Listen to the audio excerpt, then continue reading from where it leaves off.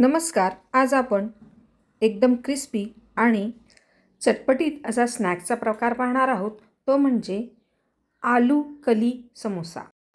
दिसायलाही एकदम सुंदर, टेम्पटिंग आणि खायलाही तितकाच खुसखुशीत, खमंग. लहानांपासून मोठ्यांपर्यंत सगळ्यांनाच आवडेल. पार्टीमध्ये तुमची वाह होईल असा हा कळी समोसा. याची रेसिपी आज मी तुम्हाला सांगणार आहे.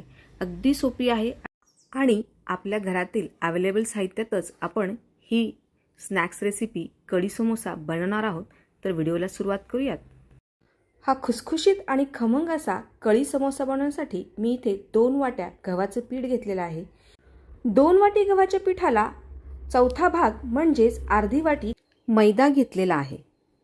चवीपुरतं मीठ आणि 2 चमचे तेल.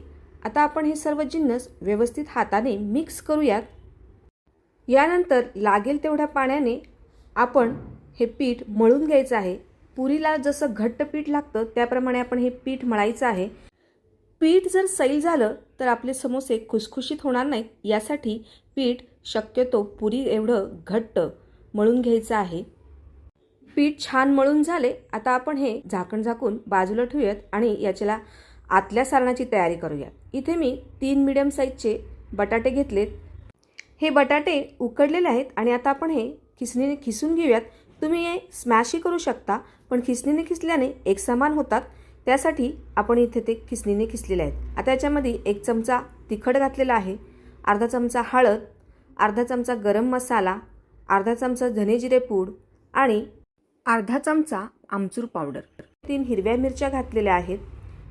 त्याचबरोबर याच्यामध्ये मी 1 चमचा कसुरी मेथी घातलेली आहे आणि 3 चमचे कॉर्नफ्लॉवर किंवा याऐवजी तुम्ही तांदळाची पिठीही वापरू शकता.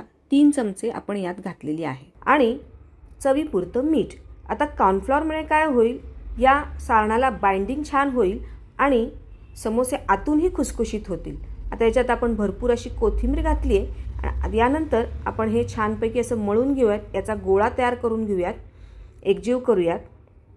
या कॉर्नफ्लॉवरमुळे बटाटा जो आपला बटाट्याचं जे सारण आहे ते समोस्याच्या बाहेर येणार नाही, व्यवस्थित बाइंड होईल वरच्या कव्हरबरोबर. तुम्ही पाहू शकताय इथे आपलं कणिकही छानपैकी भिजलेलं आहे. मी परत एकदा हे पीठ व्यवस्थित मळून घेते. मी या पिठाचे मीडियम साईजचे गोळे करून घेते. यानंतर यातला एक गोळा घेऊन मी त्याची पोळी लाटणार आहे. मीडियम साईजची पोळी लाटायची आहे, फार पातळ किंवा जाड लाटायची नाही.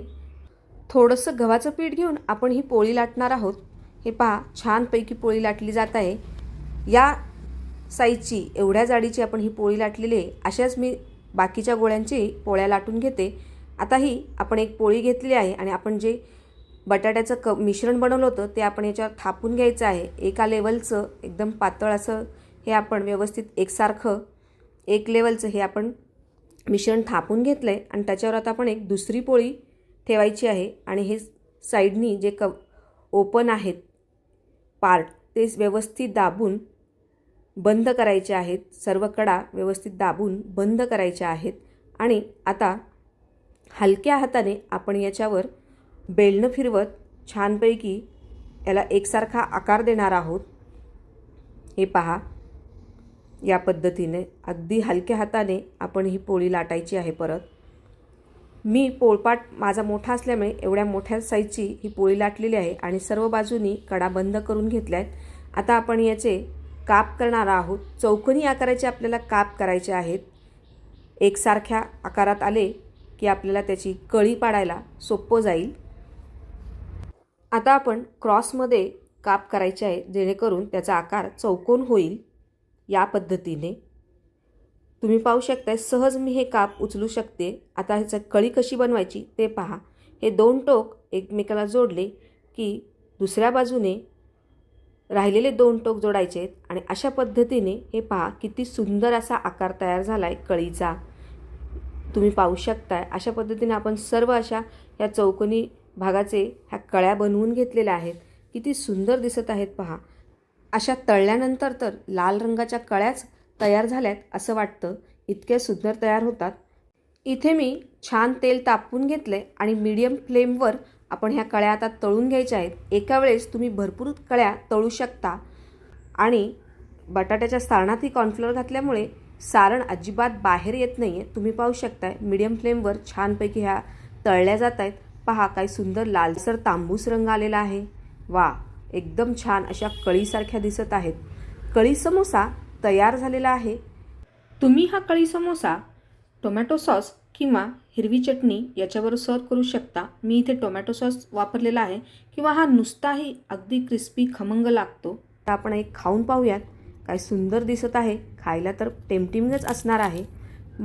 याच्या आवाजावरूनच तुम्हाला लक्षात येत असेल किती खुसखुशीत झालेला आहे हा समोसा. ही स्नॅक्सची रेसिपी तुम्ही पार्टीसाठी नक्की ट्राय करा. तुमच्या मैत्रिणींना खूप आवडेल. 31 December party, new year special party किंवा बड्डे पार्टी किंवा तुमच्या किटी पार्टीसाठी हा एक परफेक्ट स्नॅक्स ऑप्शन आहे.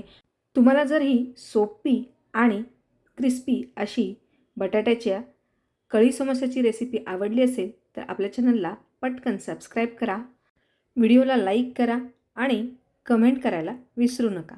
परत भेटूयात अशाच एका नवीन रेसिपीसहित. तोपर्यंत मस्त खा, स्वस्त रहा. धन्यवाद.